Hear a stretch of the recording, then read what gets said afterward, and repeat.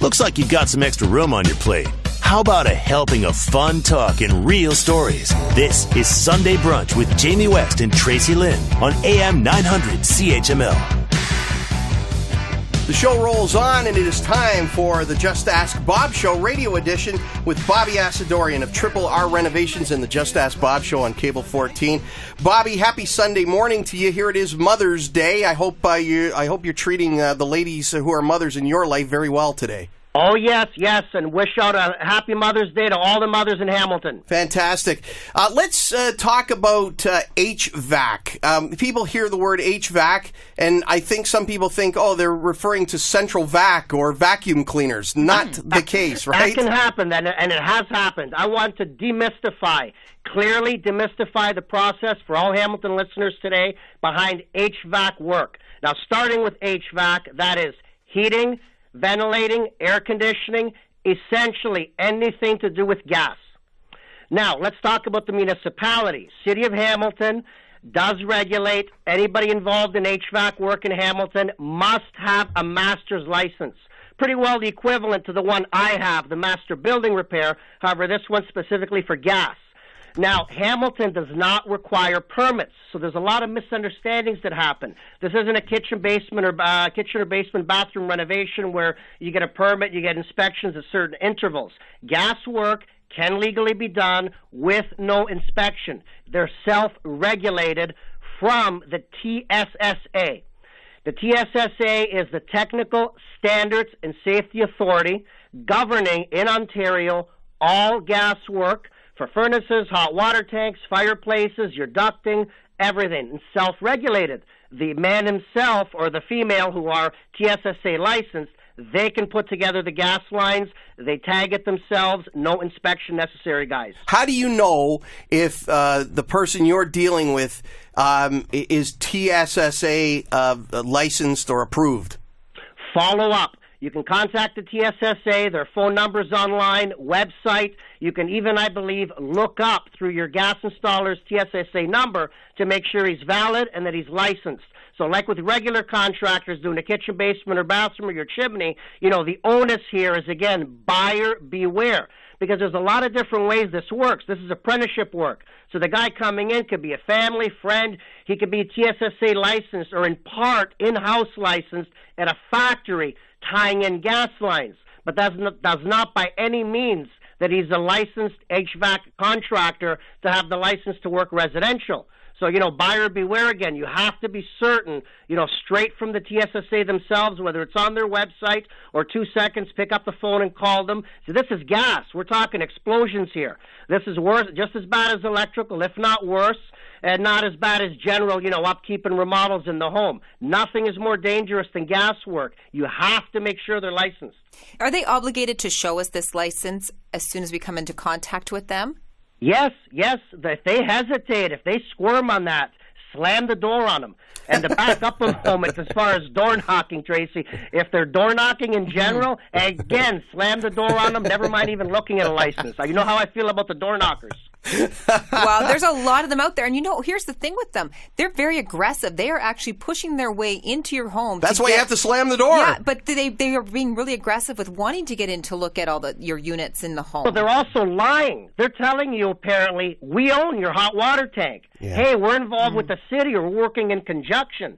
They're lying. They're fibbing. They're doing anything they can to get in the door. This is a big issue. And as far as our city council here, to turn it politically now, they're letting us down. From what I'm understanding, to push this law into effect, it would apparently only apply to people peddling hot water tanks or furnaces. They're missing a lot here. If they're going to enact the law to ban door-to-door, I want it for the paver, the roofer, the plumber, the chimney guy, anyone to do with home rental or anything for that matter. Ban them all. But apparently they're going to put this through, and it's only going to include, the common stuff that's always in the media. The guy that wants to look at your furnace or hot water tank or whatnot. Yeah. Bobby, let's talk about the systems themselves. To most layman's eyes, a furnace or an air conditioning system, they all look the same to us. What do we need to know at the base level about HVAC systems? Well, at the base level, there's a lot of scams going on. I've got the top 5 here. Let's look at the top 5. Let me kick them out, and then we'll dissect them. Okay. Number 1 is the gas man doing work without installing a tag on the line or the unit. This is where they're self-regulating. They have to. No ifs, ands, or buts. It's a tag, either made out of paper or metal. It has their TSSA number on it and their contact information. That's the law. They touch a gas line, they have to tag it. They have to hang that tag there. If it's not hung, they're real suspicious as to who did it. Number 2, gas man doing work without an electrical permit, such as installing, many times or cases, a new electrical circuit to this new furnace or to the AC unit. Must still involve an electrical permit. Now, another big one, upselling all the time. You see it advertised everywhere, furnace and AC combos. So instead of repairing the one that you have, they want to upsell you with a double combo. Now, number 4, very, very common in Hamilton. Your typical general contractor or handyman. He's doing a nice reno in your kitchen. You know, the plan or design says you're tired of electric. In the final kitchen, you're going to have a nice brand new stainless steel gas stove. And he turns around and says to you, oh, no problem. I'll hook it up for you. Number 5, and this one again, I think the most popular, handymen, family, friends, all around town in Hamilton trying to install hot water tanks illegally because everyone wants to get out of the monthly rental bill. All the big box stores, clearances, sales, lots of promotion. Why rent? And I agree. Stop renting. Buy your own hot water tank. However, not the best idea, your neighbor, friends, family, or cousins to come in and hook it up for you. So basically just stick with getting a professional to do this and just for safety reasons, really. But check that person out. You know, the people that claim to be professionals, but they're not, is what you're saying, right, Bobby? Oh, no, in every single aspect. Doesn't matter who it is you're paying for. I mean, anything besides the local variety store for a chocolate bar. Trust cannot be given out blindly. Trust must be earned. Validate their information. You know they're okay. Recommend them to death. Tell the whole world. Brag about them. But only after you know they're legitimate. Buyer beware in every single case. Okay, we only got a couple of minutes left, but let's talk again about the differences in HVAC systems. They all look like square gray boxes to me that sit on the basement floor with a bunch of pipes coming out of them. I can't tell one from the other. I'm assuming there's a difference in the inner workings of these things and the components and the quality of them. How do I know as a consumer what I should be looking for? Well, a good gasman or the salesman or the company, it's their job, the onus is on them to explain all the product lines. Now, you might have to pull some teeth here and get them to explain everything. That's why. Get 2, get maybe 3 estimates. Now, efficiency, that's the key. Efficiency. Mid-efficiency, mid-efficiency to high efficiency. The regular ones that require a chimney are no longer in use. You've got mid, you've got high. You've got anywhere from mid-80s to high 90s percentage of efficiency. So if it's 90% efficiency, every $1 you spend on gas, you're going to get 90 cents heat out of the furnace. 10 cents will be going to the waste. So efficiency counts.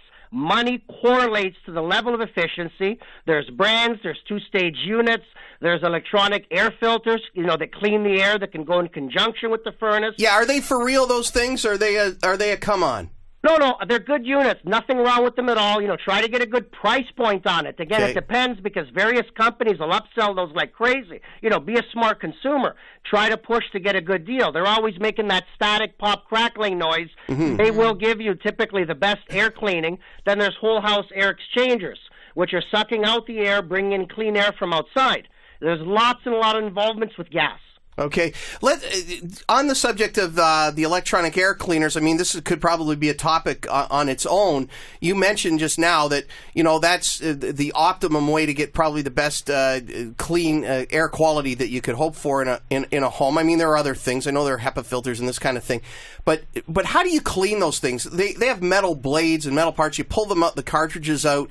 What's the best way to clean them? You just run them under the tap? What do you do with those things? Run them under the tap. And again, double check for homeowners out there, but I'm pretty certain CLR, that product you can buy, that works wonders with it. Okay. But again, with anything, you have to maintain it. You leave that in too long, just as bad as a paper filter, you could actually damage the furnace motor itself if you leave anything in too long. So a true professional is going to not only educate you on all the components, the efficiencies, the products, the options, they're also going to give you a 1, 2, 3 walkthrough how to maintain it, how to change the filter or clean the filter. That's important. That's what you get from a professional. Yeah. On the air conditioning side, because we're getting into the cooling season, have you got any tips or any pitfalls that we should avoid that are sort of top of mind? Well, yes, a lot of research has come out lately to bust the age-old myth that you have to tarp and cover the air conditioning unit in the backyard, the side of the home. Do not cover it. All the latest research shows all that does is trap moisture inside, which can start to rot and damage the components. Okay. You want to make sure that it's uncovered and you let it breathe. That's honestly the best way to protect the unit, throughout the winter months. Yeah. But obviously, if you have a true professional, bring them in, especially in the fall before the winter. Do a maintenance check on the furnace because it will cost you so much when it dies, typically on the coldest day of the year.